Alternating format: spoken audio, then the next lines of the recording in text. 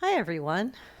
Welcome back to another story time with Pastor Elaine as we continue to make our way through this book, The Parables of Jesus. This week we have a parable from Luke chapter 6 about the two houses.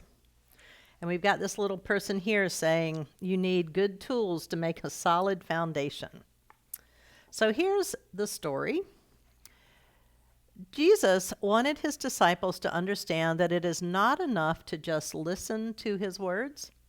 His teachings must be put into practice. So he told them, but before I turn the page, I want you to see this. We've got a lot of building going on here and a house up here and a guy with a wheelbarrow and a big old crane up here. There's a lot of activity going on. So I wonder what this parable's about. He told them, every man or person who hears my words and acts on them is like someone who built a house by digging deep into the ground and laying the foundation of the house on a rock. When the water rose, the torrent rushed up against the house, but it could not be destroyed because it was well built. So you see this house is up here and there are wind and waves bumping up against it, and they're sitting out here having dinner, and this child is holding a balloon. Everything is fine because this house was built on a solid foundation. Over here, but everyone who hears my words and does not put them into practice is like someone who built a house on sand without foundations. When the water rose up, the torrent dashed against the house, and at once it collapsed. It was completely destroyed. So here's the house that's built on sand. And you see how it's getting knocked over by the waves, and the people are having to run away and get to safety.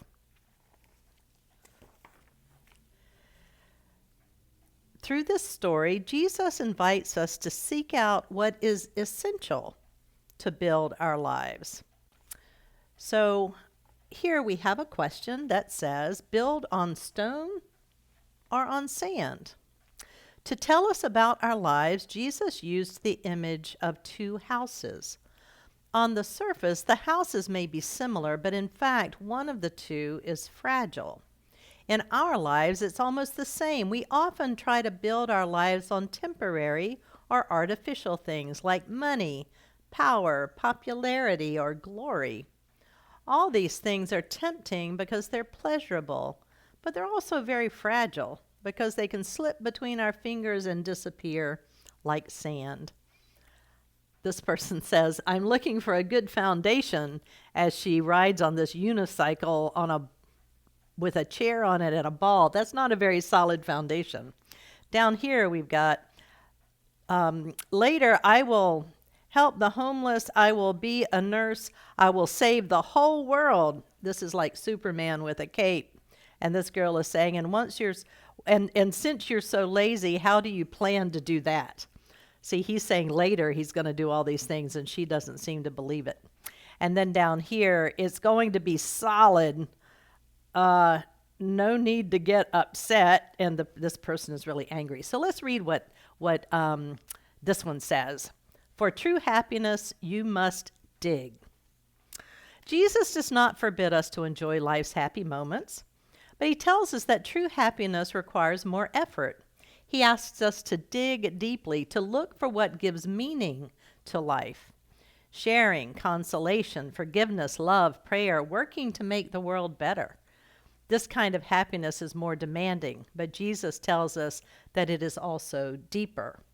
You know how I often ask when we're doing a children's sermon together, when we're able to be in the church, and I will ask you, what are the things that Jesus asks us to do? And how do we do the things that show that we're a follower of Jesus? And you all know the answers to those. We take care of the poor, and we feed the hungry, and we clothe those who need clothes, and we keep company with those who are lonely. All of those things, but they require some effort. They require a solid foundation. And the last one, the strength to weather storms. By following him, Jesus suggests that we base our happiness on something solid that can withstand storms. For he's always with us, even in challenging situations.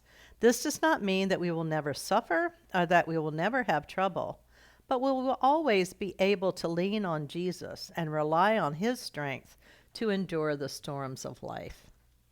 So if you're ever wondering what it is you should do in a certain situation, whether it's to do something that's a little too easy rather than the hard thing, think about these two houses, and is what you're doing built on a solid foundation that is actually doing some good in the world, or is it only about you?